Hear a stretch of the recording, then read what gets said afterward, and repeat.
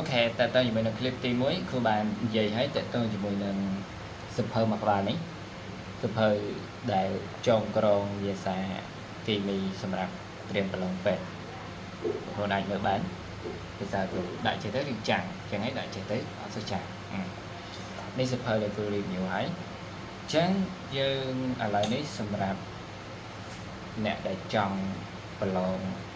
គ្រូអនុហើយនឹងគ្រូ NIE នេះសភៅគីមីសភៅនេះគឺមានភាសាច្រើនមែនទែនទំព័រវាមាន